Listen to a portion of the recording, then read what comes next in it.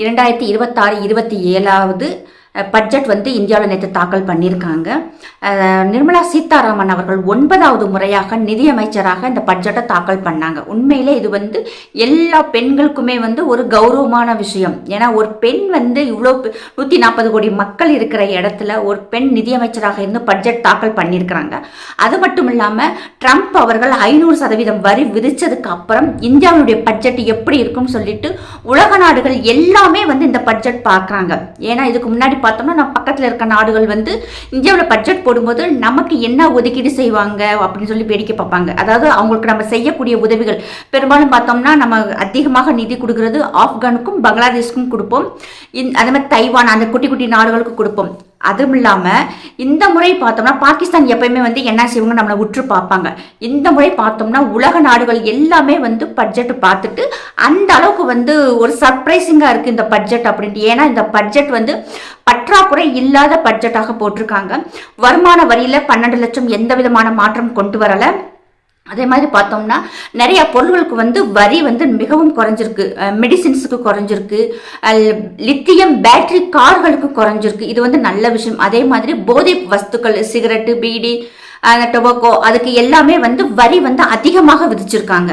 ஆத்ம நிர்பார் திட்டத்தின் மூலமாக நிறைய சிறு குறு தொழில்கள் வந்து நமக்கு நிறைய டெவலப்மெண்ட் ஆயிருக்கு. இதனால ஏற்றுமதி அதிகமாக ஆயிருக்கு, இறக்குமதி வந்து குறைஞ்சிருக்கு.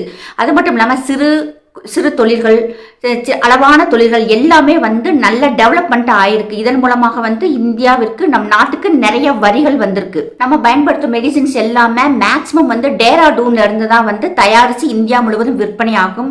இப்போ டேராடூனுக்கும் நம்ம இந்தியாவுக்கும் மிகப்பெரிய ஒரு ஆச்சரியமான விஷயம் என்னன்னு பார்த்தோம்னா உலக அளவில் உயிர்காக்கும் மருந்துகளை உற்பத்தி செய்யும் தலைமை இடமாக நம்முடைய இந்தியா திகழப்போகுது அப்படின்னு சொல்லியிருக்காங்க. இதற்காக இன்னும் 5 வருஷத்துக்குள்ள 10,000 கோடி ரூபாய் ஒதுக்கீடு செஞ்சிருக்காங்க. அது மட்டும் இல்லாமல் இதை பார்த்துட்டு இன்னும் மற்ற வெளிநாட்டு நிறுவனங்களுமே வந்து இங்கே இன்வெஸ்ட்மெண்ட் பண்ண வருவாங்க. இன்னொன்று பார்த்தோம்னா இன்சூரன்ஸ் போன முறையே வந்து FDI வந்து 75% இன்வெஸ்ட் பண்ணலாம் சொல்லியிருந்தாங்க. அவங்க இன்வெஸ்ட் பண்ணி வர்ற ப்ராஃபிட்டை அவங்க வெளியே எடுத்துட்டு போக முடியாது. அந்த பணத்தை நீங்க இந்தியாவிலே வந்து வேற ஏதாவது நீங்க தொழில முதலீடு செய்யணும் சொன்னதையுமே வந்து ஃபாரினர்ஸ் எல்லாருமே வந்து அக்செப்ட் பண்ணிட்டாங்க.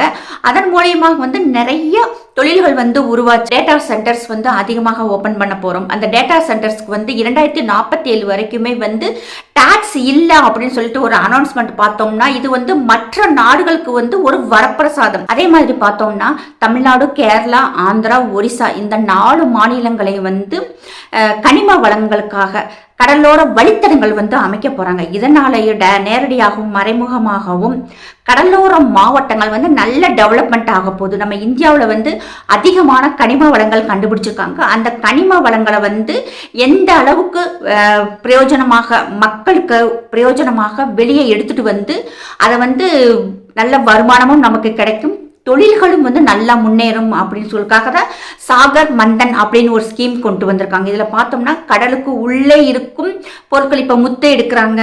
மீன் வளம் வந்து இன்னும் நல்லா நமக்கு டெவலப் ஆகும். அதாவது மீன்களை வந்து அதிகமாக வந்து இன்னும் வெளிநாடுகளுக்கு அனுப்பக்கூடிய வாய்ப்புகள் அதிகமாக வரும். மீண்டும் வந்து செமிகண்டக்டர் நிறுவனங்கள் நிறுவ போகிறாங்க. ஆல்ரெடி ஃபர்ஸ்டே வந்து நம்ம தமிழ்நாட்டில் இருக்க வேண்டியது இப்போ ஆந்திராவுக்கு போயிருச்சு. இன்னி வரும் அரசாங்கமாவது செமிகண்டக்டர் ஆலைகளை வந்து நம் தமிழ்நாட்டுக்கு கொண்டு வந்து நிறைய வேலை வாய்ப்புகளை உருவாக்குறதுல வந்து ஒரு கவனமாக இருக்கணும். எந்த ஒரு காம்ப்ரமைஸ் பண்ணாம கிட்டத்தட்ட 11% 3 லட்சம் கோடியை வந்து பாதுகாப்புக்காக பணத்தை அலாக்கேட் பண்ணியிருக்காங்க. இதுல பார்த்தோம்னா நம்ம ஆத்ம நிர்பார் திட்டத்தில் அதிகமான ராணுவ தளவாடங்கள் வந்து நம்ம விற்பனை செஞ்சிருக்கோம். அதன் மூலமாகவே வந்து நல்ல வருவாய் வந்திருக்கு. இப்ப பார்த்தோம்னா கிட்டத்தட்ட ஒரு 35 to 40 வருஷத்துக்கு நமக்கு வந்து கான்ட்ராக்ட் கிடைச்சிருக்கு நம்ம இந்தியாவுக்கு. எப்படின்னா அதிகமாக இப்ப ஆபரேஷன் சிந்தூருக்கு பிறகுமேவும் அதிகமாக ராணுவ தளவாடங்கள் வந்து நம்மகிட்ட வாங்குறதுக்கு அதிகமாக கான்ட்ராக்ட் இருக்கு. இது ஃபுல் அண்ட் ஃபுல் பார்த்தோம்னா மேக் இன் இந்தியா திட்டம் தான். இப்போ இன்னும் எவ்வளவோ அதாவது உள்நாட்டு பொருள் தயாரிப்புகளில் வந்து நம்ம அதிகமாக இப்போ பெண்களாகட்டும் நிறைய சின்ன சின்ன தொழில்கள் செஞ்சு அதன் மூலமாக வெளிநாட்டுக்கு ஏற்றுமதி பண்ணோம். இராணுவ தளவாடங்கள் ஏற்றுமதி பண்ணுறோம். இப்போ இதை பார்த்துட்டு நிறைய வெளிநாட்டுக்கு முதலீட்டாளர்களுமே வந்து இந்தியாவில் இன்வெஸ்ட்மெண்ட் பண்ண வர்றாங்க. அது ஒரு சின்ன எக்ஸாம்பிள் பார்த்தோம்னா ரஷ்ய அதிபர் புட்டின் அவர்கள் அவங்க நாட்டில் இருக்கிற வெளிநாடுகளில் போட்டு வச்சிருக்கும் அவங்களுடைய இன்வெஸ்ட்மெண்ட்டுகளை எடுத்து இந்தியாவில் போய் நீங்க முதலீடு செய்யுங்க அப்படின்னு சொல்லிட்டு ஓப்பன் ஸ்டேட்மெண்டா சொல்லியிருக்காங்க. இது அந்த நாட்டில் இருக்கும் பெரிய தொழிலதிபர்கள் எல்லாருமே இதை வரவேற்றிருக்காங்க. அது ஒரு மிகப்பெரிய நல்ல விஷயம். ஏன்னா ஒரு நாட்டு அதிபரை நீங்க இந்தியாவை நம்பி உங்களுடைய பணத்தை அங்க முதலீடு செய்யுங்கள் சொல்லும் போதேவும் அந்த அதிபர் நம் நாட்டு மேலையும் நம் நாட்டில் இருக்க தொழில் அதிபர்கள் மேலையும் எந்த அளவுக்கு நம்பிக்கை வச்சிருக்காங்கிறத பார்க்கணும். தமிழ்நாட்டுக்கு நேரடியாகவும் மறைமுகமாகவும் நிறைய வாய்ப்புகள் சலுகைகள் இருக்கு. இதை பார்த்துட்டு தான் நம்முடைய எம்பி கனிமொழி மேம் அப்படி திகச்சு போய் நிற்கிறாங்க. என்ன சொல்றது அப்படின்னே தெரியல. ஏன்னா எலெக்ஷன் வரப்போகுது. எலெக்ஷனை மனசுல வச்சுக்கிட்டு தான் இவங்க தமிழ்நாட்டுக்கு இவ்வளவு விஷயங்களை செய்யறாங்க அப்படின்ட்டு. இதுல அம்பானியும் அதானியும் சொல்லிட்டு எப்ப பார்த்தாலும் குறை சொல்லிக்கிட்டு இருந்தாங்க இல்லையா? இன்னைக்கு அதே அம்பானியும் அதானியும் தான் கிட்டத்தட்ட 18% டாக்ஸ் கட்டியிருக்காங்க. அது போக வருமான வரி கட்டக்கூடிய நபர்களுடைய சதவிகிதம் 21% கூடியிருக்கு. அமெரிக்க டாலரோட ஆதிக்கம் இனி இந்தியாவில் செல்லுபடி ஆகாது அப்படின்னு சொல்ற மாதிரி இந்த பட்ஜெட் இருக்கு.